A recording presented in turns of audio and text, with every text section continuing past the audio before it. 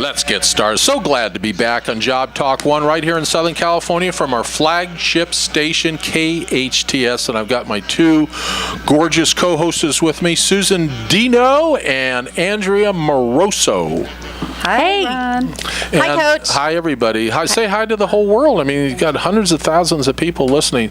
So, ladies and gentlemen, today's show, and ladies, because we had lunch together, this is a special show for me. This is really a special show because not very often do I catch them in America. Not very often do I get to get them on.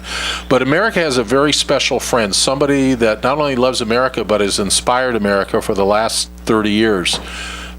Listen to his credentials. He was the president of the National Speakers Association. He's written over 18 books. He's got all kinds of credentials. CSP, I'll find out what that is. CSP, CPAE, whatever that is. Over 3,000 professional presentations around the world. Wow. And he has been like my secret inspirational leader. He's active on Facebook, so every day he posts a 2 to 5 minute inspirational something. I look forward to it every single morning. That's awesome. So if you're listening to my voice, and the show is called Job Talk 1 here in Southern California, listen, our show is about you. It's about your life. It's about helping you do better in your life, inspiring you to do better in your life. And also, when you look at your life, ladies and gentlemen, it's always about family, one. But what's number two? Your career, your job. Exactly. Absolutely. And our sponsor, you know a company called Workway? You ever heard of a company called?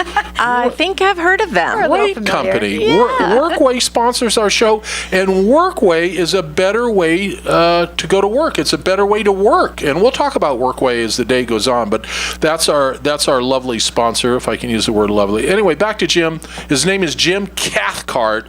And this is a very special show because Jim wrote a book that's coming out today called the Self-Motivation Handbook, Self-Motivational Handbook. I love the way, ladies, that he wrote the book. He wrote it with like 367 paragraphs. So each paragraph has a whole subject. So here's 5 of the subjects. Don't blame, body smarts, loose ends, hope is only, hope. We'll talk about hope. And then my favorite, 266, which is really how I start my day every day, of gratitude. So we'll get into these things. Nice. You know what gratitude is? I do. Yeah. If you have gratitude, you can't be angry at anybody. That's if you right. have gratitude That's in your right. life. But let me bring him aboard. He is really one of America's best. Jim Cathcart, welcome to Southern California, and welcome to Job Talk 1. Jimmy, how are you, bud? Thank you. I'm doing great, Coach. It's good to be with all three of you. And it's my first time on Job Talk 1, but I've been with Coach many times on his varied shows. So it's a treat to be here. And we're talking about one of my favorite subjects, a book I wrote. Yay! Congratulations, by the way, That's Jim. awesome. Thank you very much. This is book number 17. Wow. You know, number 18 is written, but it's not edited yet. But this book is a special book, the self-motivation book. So let me get into the book because I read it yesterday. And for anybody listening, it's a book that literally, Susan and Andrea, you can carry in your car, take it to work, refer to it. I mean, it's almost a textbook, an inspirational book, and a help book all in one. I mean, you can refer to something. Am I right on that, Jimmy? Yeah. I wrote it so that no matter what page you turn to, if you just flip the book open, there would be one paragraph, a 1-minute message that would draw you in. And a friend of mine told me just Sunday, he said, I've been reading your book, and he said, I can't set it down.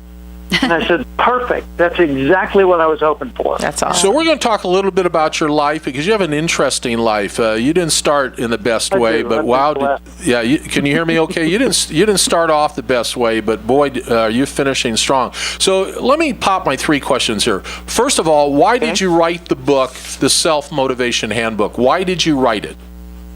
Well, I've been a motivational speaker for 40 years full-time.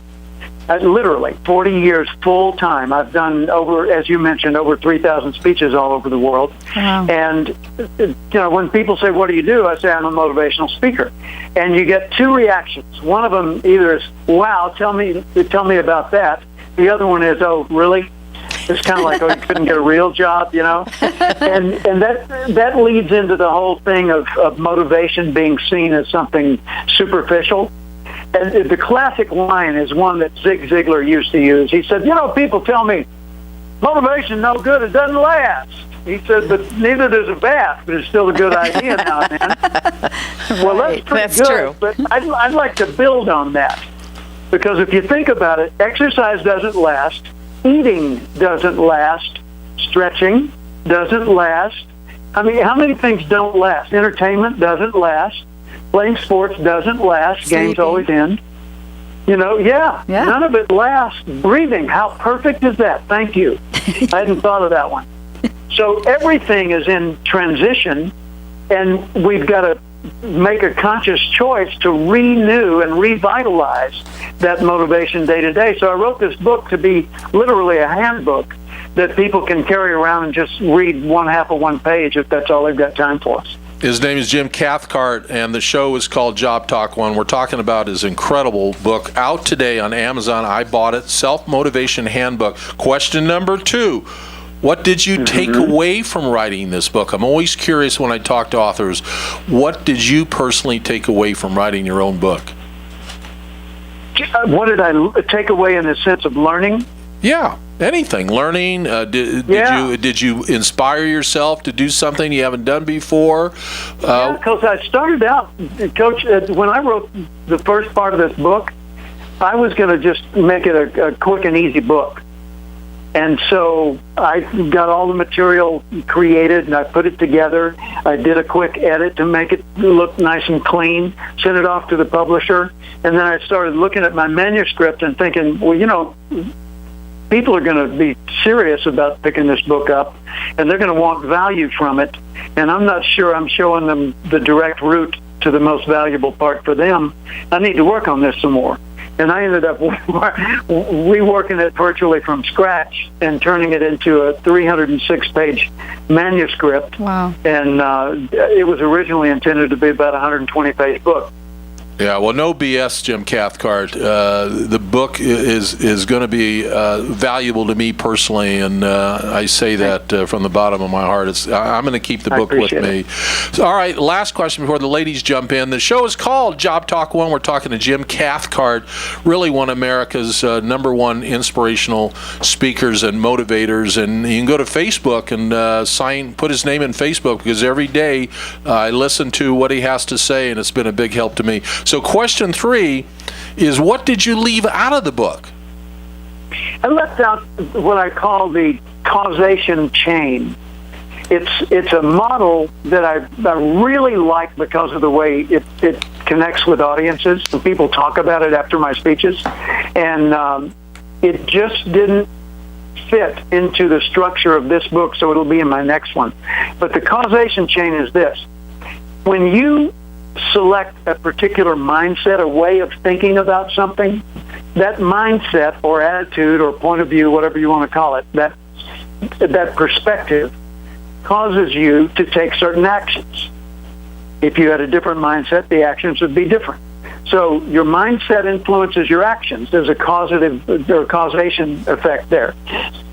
Your actions, if you continue them, will become habits. Habits will determine what your reputation is, and your reputation will determine who's willing to spend time with you and who's not. So that determines which relationships are available to you, and the relationships that are available to you are your multipliers, and they determine how big your future could be. So if your future, focus on your mindset. Yeah. All right, save that thought, because our show Job Talk is brought to you by Workway, and you talk about a future, Jim Cathcart. It is a new way to work. This is an organization, God bless them, that they will find you a job, but they will find you a job that you want to do, because they put a lot of effort, Jim Cathcart, in working with these employers. So if you're an accountant, if you're insurance, if you're in banking, if you're in any kind of a professional job, write write the name down, Jim Cathcart. It's called Workway. It's a better way to work. It's a new way to work. And they pay for your insurance, and they have a whole bunch of stuff. But I want to get back to your life a little bit. Let's talk about your life, because the show is called Job Talk 1. You didn't start off so great. You started off with, to me, one of the crummiest jobs. I don't know if do you ladies know anything about Workway? Workway. So he was a bill collector as a young man. Oh, that's a tough job. Yeah. 22 years old, repossessing log trucks in the Ozark Mountains in upper Arkansas, in the Ozark Mountains. Were you going for after those TMAC. trucks yourself? Yeah. Oh my gosh, and they're loggers? I'd be afraid. Oh, He's got a story. He's got a story. Share your story, because it's hilarious. Well, I was based in Mountain View, Arkansas. And so I covered downstate and upstate from Mountain View, right in the center of Arkansas. And that's a lot of Ozarks. Yeah. And little bitty towns and country areas where it's not uncommon to run across a moonshine still. Oh, no. So there's some roads you just don't want to go wandering down to enjoy the foliage, right? Maybe you do. Yeah, maybe, but not without knowing what you're getting into. Right, and no, so that makes I had to go out there and meet the locals, and I was a 22-year-old kid, and meet the locals and find out, where the dangers were, and then invariably the guy that wasn't paying for his truck was one of them. Oh, of course. So, I'd have to go down some deserted logging road way back into the woods, and I'd find this truck, and I'd park my company car, and I'd walk over to the truck, and some hair-covered creature'd come down out of it, and he'd stand about a foot taller than me, and I'd look up at him, and I'd look him in the chin, and I'd say, "I'm here to get your truck." And he'd turn to me, and he'd say, and this is an actual scenario that happened. The guy turned to me, and he said, "Boy, I don't know if you've realized it yet, we're alone in the woods." And I said, "Yes, sir." He said, "Are you sure you want to try and take my truck?" Nope. I said, "I have no desire whatsoever to take your truck, sir." He said, "Well, what are you doing here?" I said, "Well, I'm here to collect this past due payment or to take the truck, but I don't want to." And what did he say? And so, well, he said, "I think you ought to get out of here and leave me alone." And I said, "Okay." Smart move. That was it. And when I got back by my car, I turned to this guy and I said, "But you do understand, I'm the last nice guy they're ever going to send." Oh, yeah. I like that. And then you called after Workway me- for a new job, right? There you go. Because after me comes Bubba. sheriff and people with guns, and they forcibly take your truck away. Wow. And the guy said, wait, what are my options here? And I said, well, let's look at your options for a minute.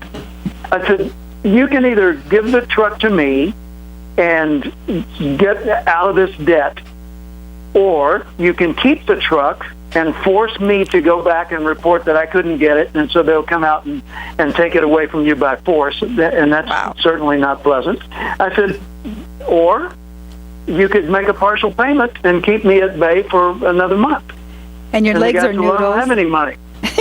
I said, don't have any money, and so what do I do? And I said, I think you ought to turn the truck in. Right. And he said, here, and he threw me the keys. Wow. And I said, I can't drive it. I don't know how to drive it. He said, well, that's not my problem, is it? Right. And I said, yeah, actually it is. And stick with me for a minute on this, because this is a serious point. I said, actually it is your problem, because you live in a small town called Mountain View, and you know everybody in town by face. You may not know their name, but you see them and they see you. And you bought this at a local dealer. And if you give the truck to me and I go through the motions and get some way to get it back to the dealer, every time you go to town, you're going to avoid the dealership. And if you see the dealer on the street, you're going to avert your eyes. You're going to feel ashamed. I said, or you could drive the truck back to the dealer right now, walk in, put the keys on his desk and say, I'm sorry, I can't do it right now. And With then some walk dignity. away, and I'll give you a ride home, and you retain your dignity. And the next time you see him, you can be neighbors and That's right. smile at each other. Wow. Yeah. And Jim, that speaks to one of your points in the book, where your habits will determine your reputation. Absolutely. Right. So that definitely speaks to Absolutely. that. Yeah.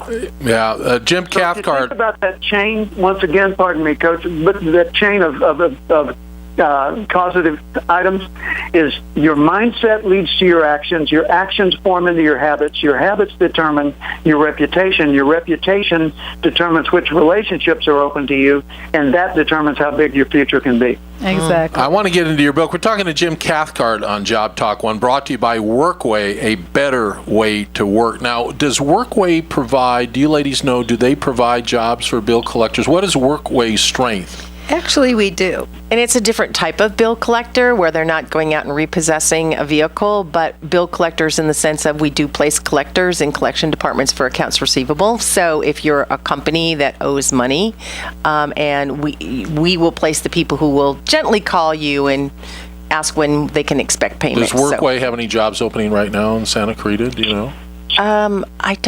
We don't have any today, Right. but we expect that will change. You have some in the valley, though, right? Definitely have Burbank. You have some in Burbank. Pasadena. Glendale. It's only 20 minutes. Only Right. 20 minutes. Right. Oh, absolutely. Certainly an easy commute for anyone who lives here who's looking for an opportunity. Absolutely. Workway, a better way to work. Trust me on this. So Jim Cathcart, a wonderful guest this whole hour on Job Talk 1, talking about his book, The Self-Motivation Handbook. And ladies and gentlemen, I read it yesterday. Anybody that can read, even at a third grade level, will love this book. The way that I've never seen a book written this way, where you literally in digestible bites. I mean, you can take a bite of this. You can have the main course first. You can have dessert.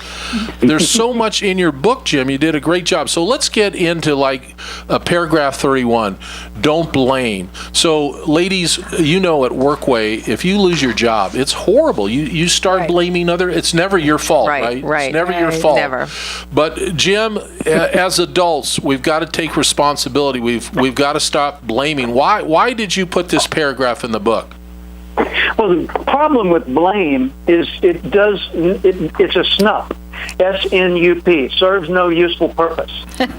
The intent when you blame someone is to get the guilt off of you and to be able to go emotionally free and not worry about that anymore. But the problem with blame is it not only is an obvious lie to you, it's usually an obvious lie to other people, and the person or thing you're blaming resents you. Mm-hmm. So it's kind of like, I'm going to go get some garbage and spread it out around my living room so you don't think the living room mess is me. Well, it's just self-defeating. There's no way to win. Blaming does not work. Right. And it's more humble to not blame. You can attribute cause to something. The window is open and therefore the bird flew in, so the reason the bird's in the living room is because the window was open. It doesn't matter who left the window open. Right. In the future, maybe you could keep it closed or close it more. But for right now, everybody's got the same problem, bird in the living room. Right. Well, and owning it allows you to grow. You're never going to grow if you're just constantly pointing the finger in the other direction. So that's true. Right? Plus, people respect you more. Absolutely. Yeah, and I think it's a humble approach. Yeah, when you take personal responsibility as an adult, you really stand tall. And just a little politics here. I don't know politics, but if Lockie would have told the truth, it would have been a whole different situation. If he would have stood absolutely right. Absolutely. I mean, so Lockie needs to write your book. Okay, 150. If we could send him a copy. Yeah. He's not going to be able to afford to buy one pretty soon. He needs a copy, but he ought to call Workway. No, I mean, absolutely. Yeah. Of course, we don't know if we could. We'll counsel him first. Well, he's got those big blue eyes. I mean, Yeah. I think you could book this guy somewhere. Yeah. So he could be a male model, yeah. There you go. Yeah. We don't place models. The but guest is Jim Cathcart, ladies and gentlemen. FaceTime him or look him up on Facebook. The book is called The Self-Motivation Handbook. I'm telling you, if you're a grandparent listening to this show, buy it for your kid. If you're a parent listening to the show, buy it for your kid. If you're an employer listening to the show, call Workway. That's right. Right. All right. So 157. I like this one. This one touched me a little bit. Body smarts. What is body smarts? Well, there are different types of intelligence. Howard Gardner wrote a book years ago. He's a Harvard professor, or was, and the book was called Frames of Mind. And he talked about the fact that there's not just one way of being intelligent. There are multiple intellects. And there have been a number of works done since then, building on his work. But basically it's this. Some people have highly developed one or two of their intellects and not necessarily the others. And all of us have all 7 of the intellects, one of which is physical smarts or body smarts. Without getting into the whole concept of multiple intellects, let's just talk about what body smarts are. When you are able, like Simone, the gymnast, to use your body in exactly the way you want to, that is a high level of body smarts. When a person does really meticulous, fine, detailed work that requires physical control, absolute focus, visual clarity, body smarts. Michael Jordan, as a basketball player, exhibited genius-level body smarts. Right. So everyone has intellect related to the use of their physical body, and it doesn't depend on what you learn in a classroom or some other type of IQ test intellect. It's a physical form of intellect that is observable and developable. In other words, you can make it even better. You can advance it. But when it comes to interviewing for a job, we got to take a break. We're going to come back with Jim Cathcart. I want to pick this up.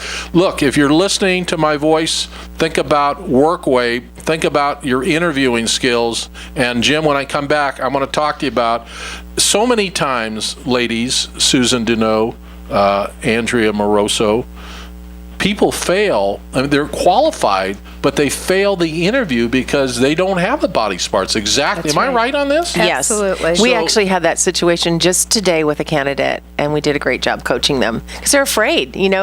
Someone who's been working on a job for a long time and suddenly finds himself laid off. Interviewing skills are not their forte, so we can really help in that If regard. you're slumped down or you're not sitting up, right. so we'll Right. talk about that. We're going to come Okay. back with Jim That's- Cathcart. Yeah, body that's smart. self-awareness. Yeah, self-awareness. The book is called The Self-Motivation Handbook. You're having a book signing tonight where? People, I think Susan wants to come. Where are you having it at? It's at Hub 101, which is California Lutheran's Westlake Village campus. What off-ramp? On the one? 31416, it's at Lindero Canyon, 31416 Agora Road from 6 to 8 p.m. And then do you have, you going to have food and liquor and stuff like that? Susan's not coming. Food and Forget it. No, kidding. All right, There we'll will be refreshments there. Refreshments. I like that. The show is called Job Talk 1. Workway is our very special guest today. We'll be right back. Don't go anywhere because we're going to come back and we're going to talk about something you need to hear. It's called loose ends, and it's paragraph 80. What are loose ends? You're going to want to know. Trust me on this. We'll be right back.